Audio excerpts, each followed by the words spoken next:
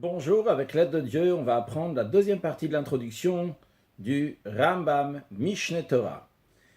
Le Rambam nous dit, suite à ce qu'on a vu, donc les 40 générations depuis Moshe Rabbeinu jusqu'à Ravashi, Kol Elu HaChachamim HaNizkarim Gdolei HaDor, tous ces sages qui ont été mentionnés, c'est les grandes de la génération, même Rashi Yeshivot, certains c'était des chefs de Yeshivot, ici ça fait référence à ce que c'est donc des chefs de tribunal, à côté du tribunal il y avait toujours des Yeshivot, ou même Rashi Galouyot, certains c'est des chefs de la Galoute, donc en exil, même quand ils étaient à Bavel, il y avait des gens qui avaient le pouvoir que le gouvernement leur donnait, on s'appelait Rashi Galouyot, ou même Sanhedrin Gdola, certains faisaient partie du grand tribunal, donc le tribunal de 70, et qui était donc juste à côté du Beth Hamikdash du temple, Veimaem Bechol Dovador, avec eux, dans chaque génération, il y avait Alafimur Vavot, des milliers, des myriades, chez Shamoumen Veimaem, qui ont entendu d'eux et qui ont entendu avec eux. Ravina et Ravashi, Emsov Chachma Talmud, c'est ceux qui sont la fin donc, du Talmud, de la Gemara. Ravashi ou Shechibera Talmud Bavli Be'eretz Shinar. Ravashi, c'est lui qui a compilé, qui a fait donc le Talmud de Bavli, donc de Bavel, de Babylone, dans la terre, dans l'endroit de Bavel. C'était environ un siècle après que Rabbi Yochanan a fait le Talmud Yerushalmi qu'on a appris dans le cours précédent. Quel est le sens, quel est le sujet de ces deux Talmuds de Bavli et celui qui a été fait à Yerushalmi, Yerushalayim, ou Peirush Divra Mishnah, le Rambam répond, donc c'est l'explication des paroles de la Mishnah, ou Beur Amukotea, l'explication des profondeurs de la Mishnah. De plus, dans le Talmud, il y a aussi Dvarim Shenitratchu Bechol Bedin, donc des choses qui ont été innovées littéralement dans chaque Bedin ou Bedin, de chaque tribunal, Mimot Rabbeinu HaKadosh depuis l'époque de Rabbeinu HaKadosh, donc Rabbi Yehuda Hanassi qui a fait la Mishnah, Vatribura Talmud, jusqu'à l'époque donc que le Talmud a été fait. Ou Mishneh Talmudim, et donc des deux Talmuds, ou Mina Tosefta, et de la Tosefta, donc on a vu avant la Tosefta que Rabbi Chia a fait, Rabbi Chia qui était donc un élève de Rabbeinu HaKadosh, ou Misifa Vesifri, donc les livres que Rav il a fait, ou Mina Toseftot, de Toseftot, est-ce que c'est la même chose que Tosefta ou Braïta, mais en tous les cas donc des Toseftot, donc on avait déjà appris avant, donc les Toseftot, donc ça qui sont là pour expliquer les sujets de la Mishnah, mais Koulam de tout ça, il ber. Tout ça, donc, ça va être expliqué, on va savoir à Asur va Mutar, ce qui est interdit et permis, va Tame va Taor, ce qui est impur et pur, va Chaya va Patur, celui qui est coupable, celui qui n'est pas coupable, va Kacher va Pasoul, ce qui est Kacher et ce qui n'est pas Kacher, qui est Moshe Tiku, Ish Mipi Moshe Misinai, comme ils ont transmis homme à la bouche d'un autre homme, donc c'était de génération en génération, jusqu'à la bouche, jusqu'à Moshe au Mont Sinaï. Gamid Baermehem, aussi, des Talmuds, on va apprendre, on va savoir, Dvarim Shegazru Chachamim Onevim, des choses que les sages ont décrétées, ou les prophètes ont décrétées, chez Bechol Dovador, dans chaque génération, la Sot Seyag la Torah. Les sages ont fait donc des barrières qui sont faites pour que l'homme ne va pas fauter, comme les sages ont entendu de Moshe Rabbeinu, qu'il a dit dans la Torah, Ushmatem et Mishmati, vous allez garder mes gardes. Chez Amar, qu'est-ce que ça veut dire garder mes gardes? Il a dit, Asumishmeret le mishmarti, faites une garde à mes gardes, faites donc des barrières à des choses que la Torah elle a interdit. Vechen, de même, il baer même aminagot vatakanot, de même dans ces Talmuds-là, ça va être expliqué donc les coutumes, ce qui a été instauré chez Idkinu, au Shenagu, donc les ordonnances qui ont ordonné, donc au Shenagu, bien qu'ils ont pris de coutume, Bechol Dorvador dans chaque génération, comme Shera, Bedin Shel Otodor, en fonction de ce que le tribunal de cette génération a vu, les fichiers Assur la sont même. Parce que ces choses-là, donc que le tribunal ont fait, donc tout ce qu'on a vu avant, que ce soit les takanot, ce qu'ils ont instauré, ou les coutumes qu'ils ont fait, on ne doit pas s'en détourner. Chez Neymar, comme la Torah dit, tu ne vas pas te détourner de toutes les paroles que les sages vont te dire, yamin ou small, ni à droite ni à gauche. Vechen, de même, dans cet Talmud-là, on retrouve mishpatim, des lois, vedinim pelim, des lois nouvelles, entre guillemets, extraordinaire. Donc, quand on dit ici extraordinaire, c'est traduire littéralement, mais c'est particulière chez l'Okiblu Otami Moshe, donc qui n'ont pas reçu de Moshe. Alors, comment ils ont inventé ça? Vedanu Baem, ils en ont discuté le Bedin Agadol chez l'Otoador, le grand tribunal de cette génération-là. Bamidot Shatora Nidreshet Baem, à travers une des manières qu'on commente, on interprète la Torah. Ou parce qu'au ils ont tranché ces sages-là. Avec Gamou, ils sont arrivés à une conclusion, Shadin Kahu, que la loi est un tel. Alors tout cela, à Kol Chiber Ravashi Talmud, tout cela, Ravashi l'a compilé dans le Talmud, ou Mimot Moshe, depuis ce qu'il y avait de l'époque de Moshe Rabbeinu, Ve'ad Yamav, jusqu'à son époque. Après, le Ram rajoute, les sages de la Mishnah ont fait encore d'autres ouvrages. Les Farash d'Ivra la Torah pour expliquer les paroles de Torah. Il y a Rabbi Hoshaya qui était Talmid de Rabbeinu Akadosh, l'élève de Rabbeinu Akadosh, donc Rabbi Yehuda Nassi. Chiber Beur Sefer Bereshit, il a fait donc un ouvrage sur le livre de Bereshit, d'ailleurs qui s'appelle Bereshit Rabbah. Et Rabbi Ishmael, Peresh, il a expliqué depuis Me'el Shemot ad Sof Torah, depuis le livre de Shemot jusqu'à la fin de la Torah. Voanika Mechilta, ça s'appelle Mechilta.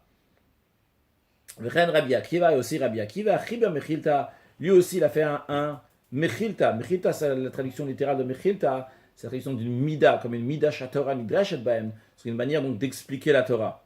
Juste à noter qu'il y a plusieurs Midrashim de Rabbi Ishmael et de Rabbi Akiva que nous n'avons pas aujourd'hui. Et d'autres sages, après eux, Chibru Midrashot, ils ont fait des Midrash, donc des interprétations, donc comme le Midrash on a dit avant, donc Rabbi Oshaya, il y a Midrash Rabbah, donc il y a d'autres Midrashot qu'ils ont fait. Ve'akol Chuba Kodem Talmud Bavli, donc tout ça, ça a été fait avant l'époque du Talmud Bavli, donc avant l'époque des Amoraïm, qui sont les maîtres du Talmud. Tout ça, c'était fait par des Tanaïm, donc les maîtres de la Mishnah, en tout cas avant les maîtres de la Gemara. Nimsa. Donc il se trouve que Ravina et Ravashi mais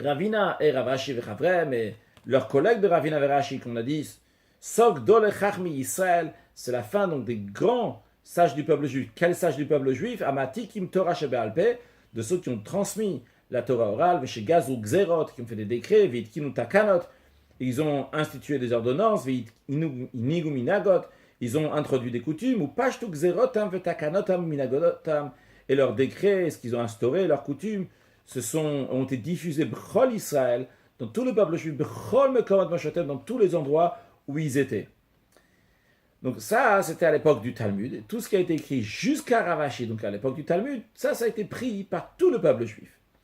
Après le tribunal de Ravashi, chez Chiber Talmud, Bimemnod, qu'il a compilé le Talmud à l'époque de son fils, Ugmaro, et il a fini. Le peuple juif a été éparpillé de manière énormément dans toutes les terres. Ils sont arrivés dans des extrémités et dans des îles lointaines. Il y a eu beaucoup de guerres dans le monde. Et les chemins sont devenus dangereux à cause des armées. Ça s'est diminué l'étude de la Torah. Le peuple juif ne s'est plus rassemblé dans les lieux d'études par milliers, myriades, comme c'était avant cela. Et là, il y a seulement des élites, des yichid, des sgula, des hommes exceptionnels, hasridim, littéralement des rescapés.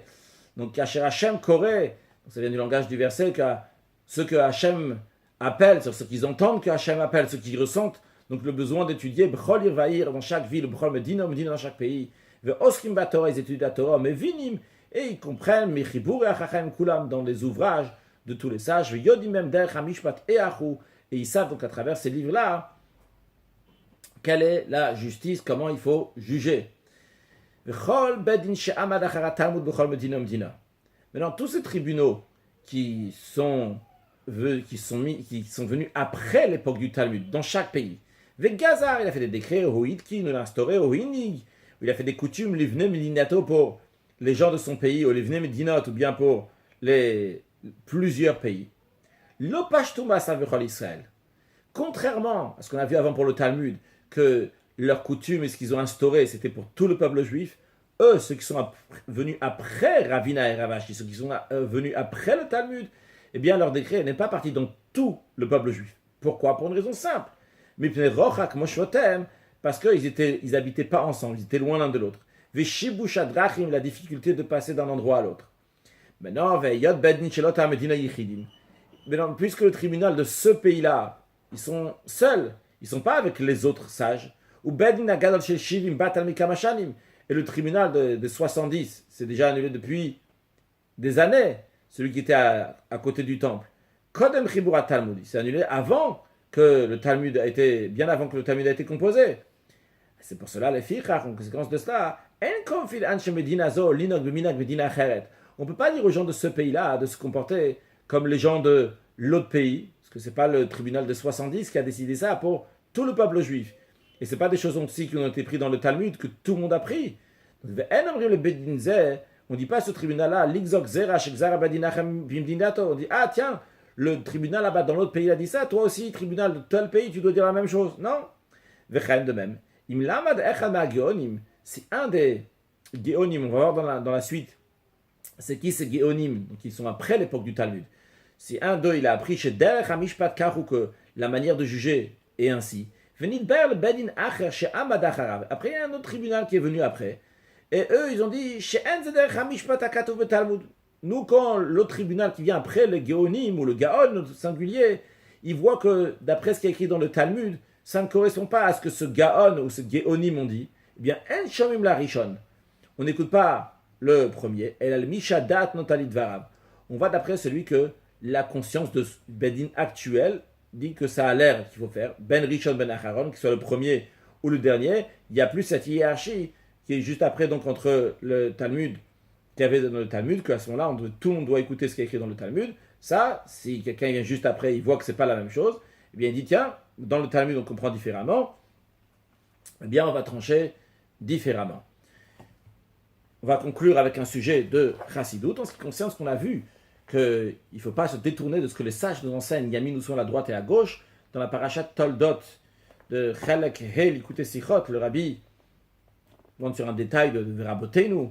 Nos sages, il dit, lorsqu'un juif étudie la Torah de manière que la Torah devient une seule chose avec lui, ça devient Torato, sa Torah, comme le Talmud nous dit.